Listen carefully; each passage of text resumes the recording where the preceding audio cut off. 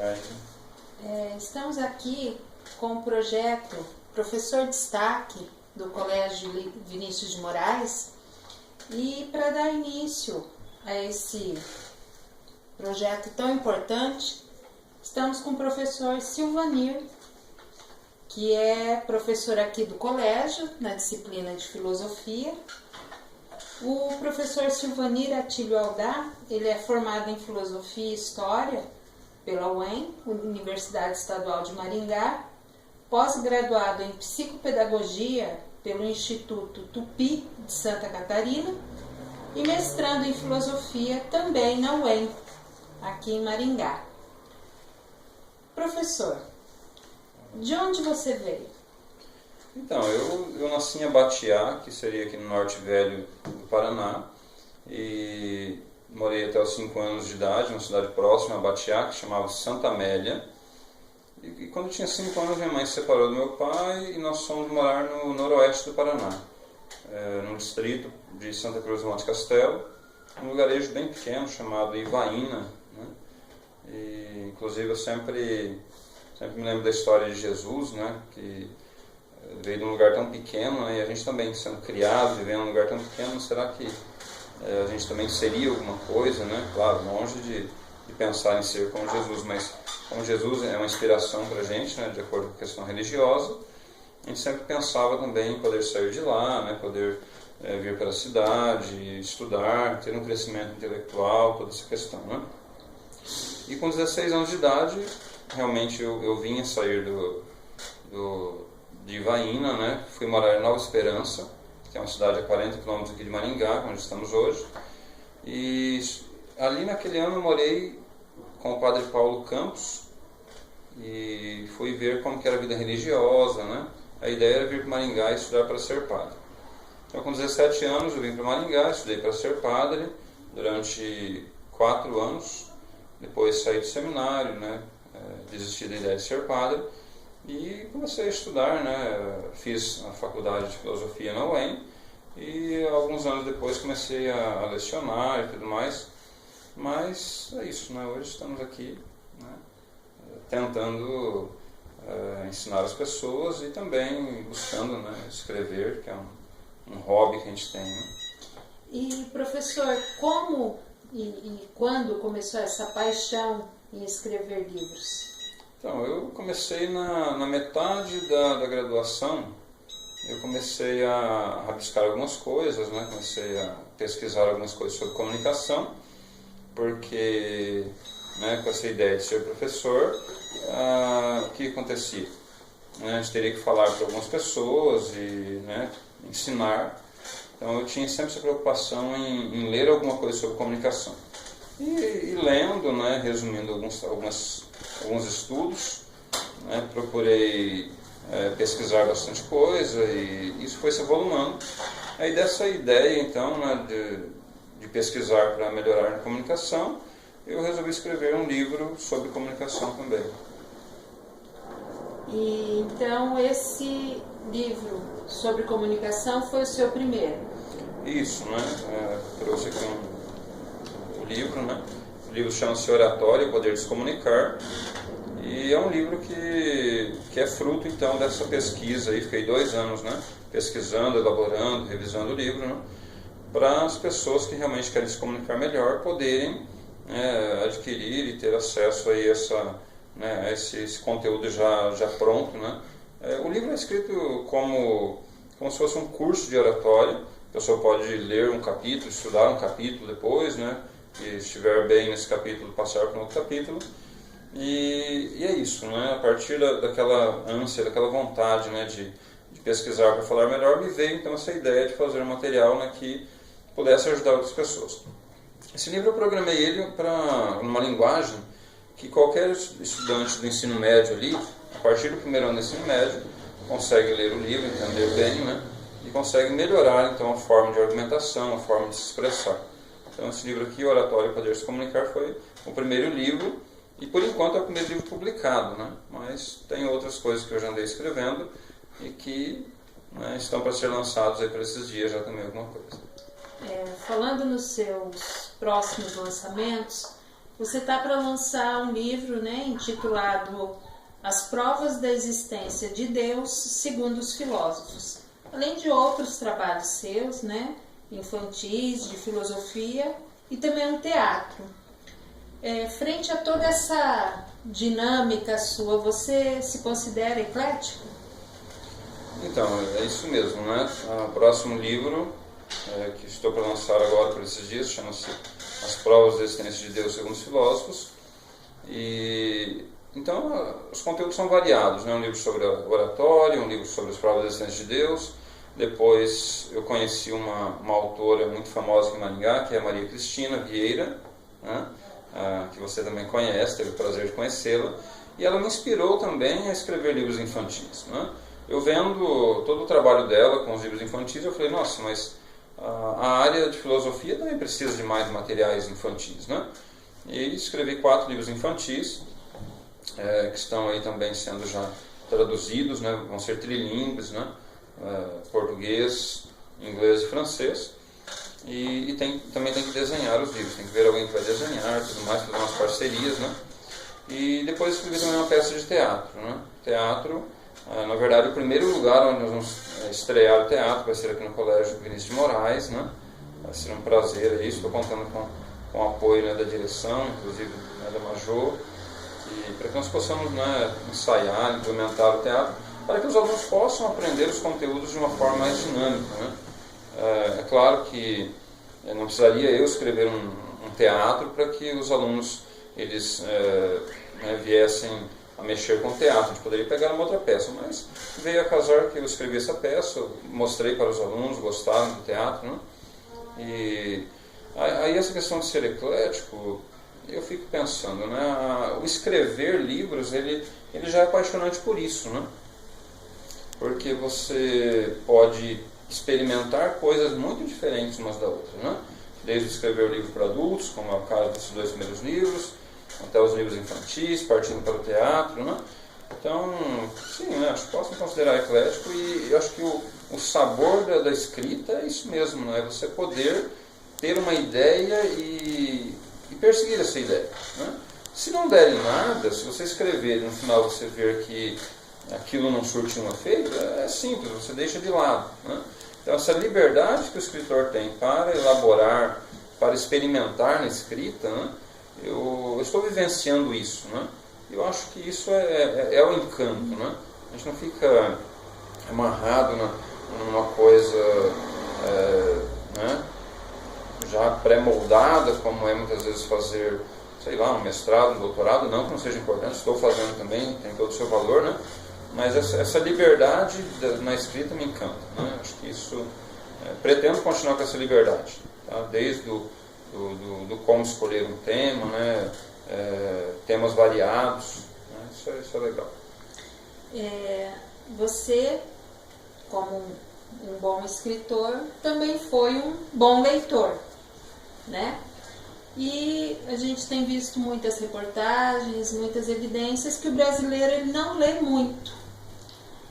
Como você vê essa situação? Então, a gente vai evoluindo, né? A gente sabe que hoje em dia, muitas vezes as pessoas não leem por causa do quê? Porque é uma herança cultural que nós temos herdado, né? Eu gostaria muito de chegar aqui hoje e falar, olha, assim como Jean-Paul Sartre, eu fui criado, enfiado no meio dos livros e por isso hoje eu sou escritor. Mas não, eu também fui criado num lar, né, simples, não tínhamos livros, raramente tinha um livro em casa, né? A gente tinha esse acesso à escola e os livros que tínhamos eram mais os livros escolares, né? Mas sempre há um momento para começarmos, né? Sempre há um momento para começarmos. Eu acho que se eu tivesse tido um incentivo, eu teria começado mais cedo. A gente procura incentivar hoje em dia muitos alunos, né? Como falei, hoje ter um livro é uma coisa muito mais acessível, né? O livro não é mais tão caro, o livro ele né, você pode comprar pela internet, você pode comprar um e-book, você pode emprestar, né? A cidade aqui que nós moramos é uma cidade maravilhosa, tem várias bibliotecas públicas, as próprias bibliotecas das escolas também oferecem um certo, né, aparato para a gente poder estar emprestando livros e tal. Então é muito diferente, né? Em outras épocas, né? Quando tinha livro, tinha-se poucos livros, e a gente não era incentivado a ler muitas vezes, né? Então essa cultura, ela tem mudado, né? O brasileiro está estudando mais. Então as pessoas estão vendo mais a importância de desligar a televisão, de dedicar-se à leitura, né? Quem não iniciou na leitura ainda não sabe muitas vezes o prazer que é uma leitura. E tem pessoas que acham que é um absurdo passar um fim de semana lendo, mas exatamente por isso, porque não descobriu o prazer que é a leitura, né? Então quando você lê, você viaja para outros lugares, você entra nas histórias, você acaba interagindo com conteúdos que, né, muitas vezes outros meios te possibilitam, mas de um modo mais restrito, né, a interação. Inclusive a leitura, ela desenvolve parte do nosso cérebro que, né, com o aparelho celular, por exemplo, não desenvolve, né? Quando você usa o celular ali para o seu cérebro, né, mexer com lá 2, 3 partes lá do cérebro, né, 2, 3 conexões lá que você faz, com um livro você mexe com muito mais conexões cerebrais. Então ler é algo muito saudável, né? A leitura é saudável. E aí essa questão, né, procurar ler para que as pessoas realmente possam entender também, né? Acho que se você lê, as pessoas têm que, como diz o Mário Sérgio Cortella, tudo que você escreve, as pessoas têm que ficar perguntando o que significa, fica algo complicado, né? Então tem que procurar também olhar o público para o qual você está escrevendo e tentar fazer essa interação, né? Qual foi assim o autor que mais te inspirou? E se é esse o autor que você mais gosta? Olha, eu acho que tem um rol grande de autores, principalmente na área da filosofia, que é a minha área, mas pensando em alguém que convida a gente para pensar nos autores brasileiros, né, eu vou citar essa pessoa, que é o Ariano Suassuna, né? O Ariano Suassuna, ele escreve de uma forma encantadora, né? Os teatros dele, os títulos que ele coloca muitas vezes nas obras dele parecem uma coisa simples, uma coisa que, né, que não dá a impressão de que você vai chegar a muitos lugares, mas é de uma profundidade que ele escreve, né, que é por isso que ele encanta, né? Desde o Alto da Compadecida, que se tornou lá um grande sucesso depois até nas telas de TV, até eu estava até lendo esses dias A Farsa da Boa Preguiça, do Suassuna, né? E é algo muito profundo, né? Ele mexe com coisas ali, ele não está chamando as pessoas para serem preguiçosas, pelo contrário, né? Ele está elogiando a questão do ócio, o ócio criativo do artista, né? Que é uma coisa que o Aristóteles, na Antiguidade, já colocava, olha, né, você usar o seu tempo para fazer alguma coisa de bom. Eu costumo sempre falar muito com meus alunos que Platão e Aristóteles foram dois caras ricos, mas que não ficaram se apoiando no dinheiro deles para coisas fúteis, né? Então o tempo livre, que a gente chama muitas vezes hoje de ócio, né, mas que no grego era escolé, daí vem a palavra escola nossa hoje, era esse tempo para o quê? Para o estudo, para a criação, para o lazer produtivo no sentido intelectual. Então isso é importante. Então o Suassuna, ele traz esse encantamento, né? É uma pessoa divertida, uma pessoa que consegue passar uma mensagem que o conteúdo parece simples, mas quando você investiga aquele conteúdo é algo que tem muito de filosófico. Isso que me atrai, né, nas leituras que faço dele, né? Então seria isso, né? O Suassuna seria um grande exemplo de um escritor brasileiro que deve ser seguido, né? Que deve continuar sendo inspiração não só para o Silvanir, mas para um monte de gente que quer escrever. E aprender a escrever bem, né? Pelo menos se inspirar no Suassuna para que possa tentar fazer algo bem parecido nesse sentido. Você falou agora sobre como o Suassuna, né, tua inspiração, trabalha com os títulos, né, das suas obras. Como você faz a escolha dos títulos dos seus livros? Você pensa nessa questão editorial? Você escolhe o título pensando em vendê-lo? enquanto conteúdo ou como comercial? Como que é essa sua parte aí produtiva? Bem, acho que nós escritores somos pagos de várias formas, né? Um elogio que alguém faz de um livro que você escreveu, a pessoa vem e te faz esse elogio, é um pagamento imenso, né? Então, mas é claro que você precisa vender, né? Ninguém escreve para ficar estocando livros, né? Então tem esse interesse sim, né, que todo escritor tem de ser lido, né? Acho que o primeiro pagamento é ser lido, né? Porque se você escrever pensando em ganhar dinheiro, a gente sabe que o mercado editorial brasileiro é algo extremamente complicado para isso hoje em dia, né? Elege-se uma meia dúzia ali de obras e escritores, e esses, né, vendem muito, e muitas vezes você não pode ficar se prendendo nisso, né? Então a primeira coisa é o prazer da escrita, né? Como eu falei, a escolha da obra é uma coisa que vai pipocando na minha cabeça, né? De repente aparece um título, porque eu estou pensando num assunto, e aquele título não vai embora da minha cabeça, né? Eu falo, não, eu já tenho muito título na cabeça, não vou anotar porque, né, senão eu vou ter que escrever mais. Não, mesmo que você não escreve, aquele título fica voltando, né? Claro, esse é o meu jeito, né? Conforme eu penso no assunto, me vem uma ideia, me vem o nome de uma obra. Às vezes eu penso em readequar o nome, né? Mas geralmente não, né? O primeiro nome que vem fica, e até que eu me ponho a escrever sobre aquilo, né? Então o livro da Oratório, Poder se Comunicar, eu não pensei num apelo comercial, mas quando eu fui na editora, né, fomos preparar o livro, até me falaram, nossa, o seu livro tem um bom apelo comercial, o nome, né, Oratório, Poder se Comunicar.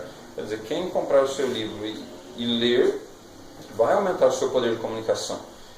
Eu falei, nossa, legal, né? E, claro, então eu comecei a ficar até mais cuidadoso com isso, né? O segundo livro, As Provas da Existência de Deus segundo os Filósofos, partiu, né, do quê? Essa coisa das pessoas acharem que filósofo é tudo ateu. Gente, não é que filósofo é tudo ateu, pelo contrário, a maioria né, acredita em Deus. E eu até cito num livro lá, e está para sair por esses dias, esse segundo livro aí, até cito que existem pessoas, né, existem ateus em qualquer área, tá?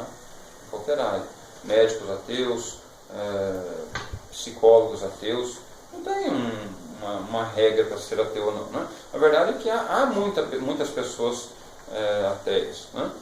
E isso não é uma particularidade nossa, né? É que o modo de fazer filosofia, na verdade, ele traz os questionamentos. Então, quando eu pergunto, né, vocês acreditam em Deus? Parece que eu estou colocando isso porque eu não acredito, né? Então, o modo de trabalhar que nós temos dentro da filosofia, de questionar tudo, parece que coloca, né, em dúvida a coisa, né, o objeto de pesquisa ali, tá?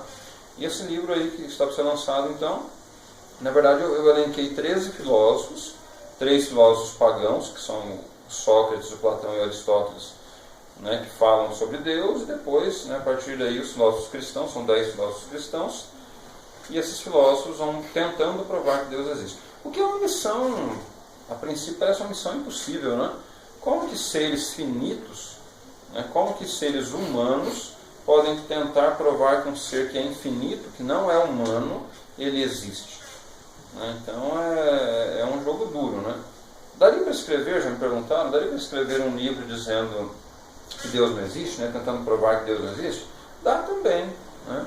Porque Deus também é um assunto de pesquisa, né? Deus também é um conteúdo científico, se nós analisarmos, né? Pega, por exemplo, aquele palestrante famoso aí que está circulando muito na internet, né, o Leandro Carnal. Ele, né, se declara ateu, mas ele fala muito sobre religião, sobre Deus, né? É um assunto da área dele, tá? Então é isso, né? A intenção, claro, que com o livro As Provas da Existência de Deus segundo os Filósofos, é mostrar como os filósofos reforçam que Deus realmente existe, né? Como que Deus existe, o que Deus é para a gente. Então temos definições lindas, né, do que é Deus para cada filósofo. Não vou adiantar isso agora, né, que não é muito o nosso assunto aqui. A ideia aqui hoje é mais né, colocarmos um pouco até do livro da oratória, né, e do que é ser um escritor. Então é isso, né? Acho que ser um escritor é poder trilhar por caminhos que né, nós muitas vezes nem imaginávamos que pudéssemos trilhar. Tá? Ser escritor é colocar um pouquinho também da nossa alma dentro da escrita, para que as pessoas possam descobrir coisas que você, a muito custo, né? A muito custo foi descobrindo. Então é um querer caminhar junto com as pessoas. Tá? Então, voltando um pouquinho na pergunta, como que eu elaboro os títulos? Né? Os títulos vêm a partir de ideias, então já pré-concebidas, né, nas quais estou pensando. E quando surge um título, eu tento pensar em outros, eu demoro até um tempo para tentar achar uma outra coisa, mas geralmente comigo não acontece isso. Né? Eu me fixo numa ideia e até que eu não coloco aquela ideia para fora. Né? Inclusive, uma das coisas que eu coloco aqui, por falar em ser escritor, que eu cito nesse livro né, se você quer escrever, não espere, não tem uma idade certa para começar a ser escritor. Tá? Você pode começar em qualquer idade, porque se nós formos esperar um momento em que nós estivermos preparados para escrever, o que vai acontecer? Daqui a pouco estarei com 95 anos de idade e ainda não estarei pronto. Não é verdade? O Sócrates, quando ele diz "eu só sei que nada sei", no sentido do quê? De que nós temos uma limitação. Nós nunca saberemos tudo de todas as áreas, mas se nós procurarmos, né, dentro de uma área, pesquisar um pouco mais e fazer reflexões sobre isso, isso já vai nos ajudar. Né? Então essa é um pouco a ideia. Eu quero agradecer aqui ao professor Silvanir, que é o nosso docente do período noturno do ensino médio. Agradecer também por trabalhar com os nossos alunos, né, a sua peça teatral de autoajudas, que vai ser um sucesso, sim. A gente está com muita expectativa, os alunos também estão encantados com a peça e vai ser um sucesso. Agradecer a participação, e o professor aqui está iniciando um trabalho conosco que vai ser apresentar os destaques do nosso colégio, que são muitos, e o professor está abrindo aqui a nossa sessão de destaques. Esperamos para o lançamento do seu segundo livro, professor. Eu que agradeço, né? E a peça teatral, então, conta com o apoio, como falei, da direção, de todos vocês aqui da escola, né? E é isso, tentar mostrar como que, a partir dessa releitura que eu faço lá do Sócrates, né? O modo como ele viveu, o questionamento que as pessoas colocam muito, né? Livro de autoajuda, isso realmente presta ou não presta? Tem autores que falam muito mal da autoajuda, né? Mas quando se fala de autoajuda, não é que um passe de mágica, né? A autoajuda, ela é algo que vem acontecendo todos os dias, né? A partir do momento que você lê um livro e reflete sobre alguma coisa, e aquilo te ajuda a fazer algo diferente, isso é a autoajuda, né? Então, todos os livros, na verdade, são livros que nos ajudam a fazer alguma coisa a mais, né? Eu já esqueci, eu estou escrevendo um livro também com o professor Paulo Inada, lá da UEM, um livro sobre a felicidade, né? E o professor Paulo é da biologia. Olha só, ele despertou também esse lado da escrita, né? E esse livro, ele vai por esse caminho das reflexões, que muita gente entende também como autoajuda, né? E junto com o trabalho do teatro aqui, mais esse livro que estou escrevendo com o professor Paulo Inada, a minha intenção é quebrar um pouco esses preconceitos com a autoajuda, né? O título da peça é Filosofia de Autoajudas, no sentido de fazer um trocadilho, né? De alto a baixo. Eu coloquei Judas porque Judas Iscariotes foi um cara muito baixo com Jesus, né? Foi um cara muito ruim, mas também ver se filosofia realmente pode ajudar ou não, né? Então essa é um pouco a ideia, né? Tentar desmistificar a coisa, e agradeço também a vocês por ter aberto esse espaço, né? E quando estiver pronto o segundo livro, a gente pode estar voltando a conversar mais um pouquinho. Tá certo. Então, eu sou a Major Pérez, estou aqui então com o professor Silvanir, e espero que essa reportagem, né, essa nossa primeira reportagem, sirva de inspiração para os nossos alunos. Quem sabe aí a gente descobre novos valores, novos artistas, novos escritores, e preferencialmente muitos leitores, né? Que aí desperte o prazer pela leitura. Tchau para vocês, até a próxima.